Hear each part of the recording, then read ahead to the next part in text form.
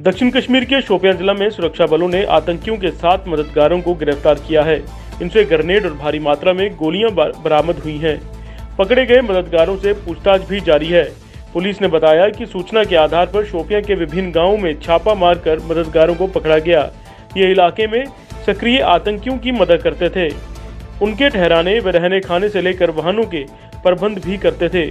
पूछताछ में बड़े खुलासे होने की संभावना जताई जा रही है। जम्मू कश्मीर में शुक्रवार को बारिश और बर्फबारी से दिन के तापमान में जबरदस्त गिरावट देखने को मिली।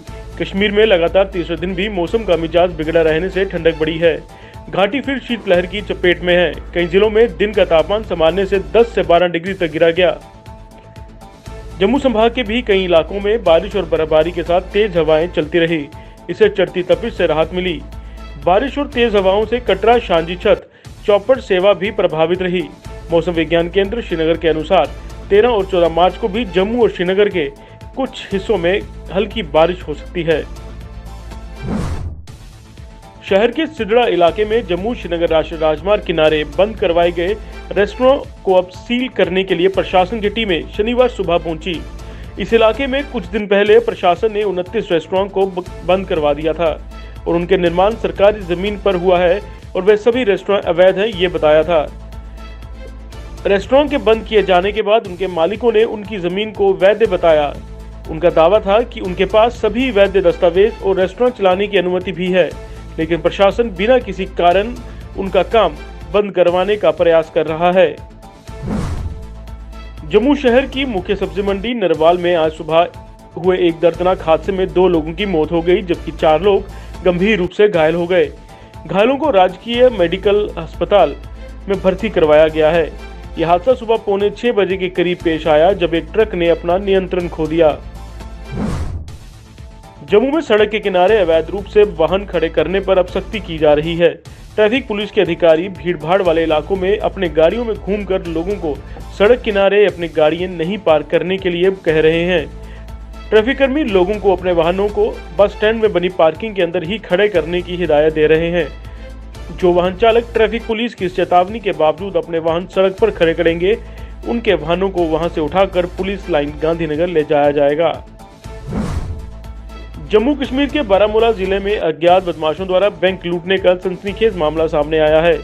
बारामूला स्थित ग्रामीण बैंक के ओगमोना कनजोर ब्रांच में मास्क पहने हुए अज्ञात बदमाशों ने अंदर घुसकर 2,24,000 रुपए लूट लिए।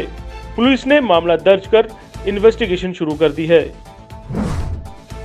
कश्मीर के हंडवाड़ा में नार्को टेररिज्म मॉड्यूल के पकड़े जाने के बाद अब तक सेंट्रल कोऑपरेटिव बैंक हंडवाड़ा के मैनेजर अकाफ अहमद बानी समेत 9 लोगों को गिरफ्तार किया जा चुका है।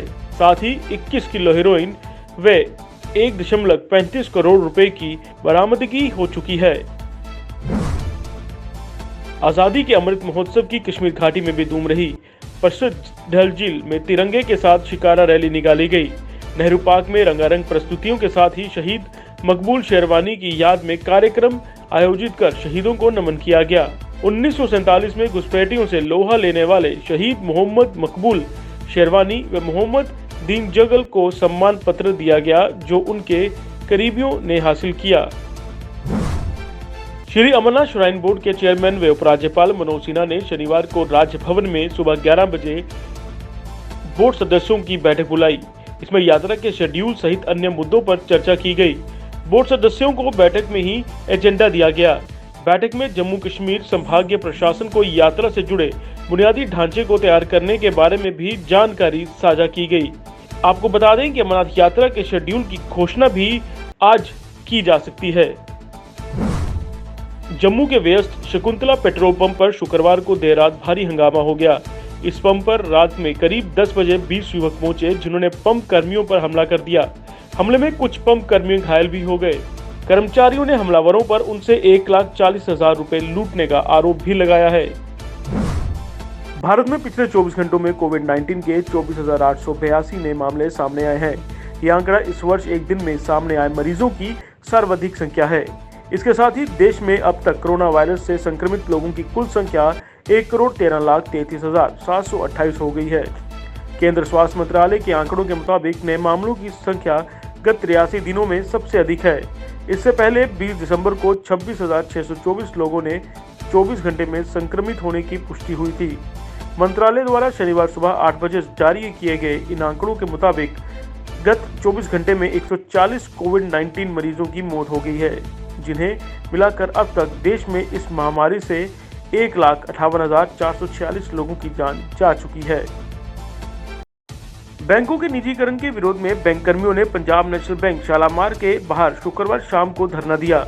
Jammu province bank employees association के बैनर तले कर्मियों ने अपना विरोध जताया और बैंकों के निजीकरण के फैसले को वापस लेने की सरकार से मांग की।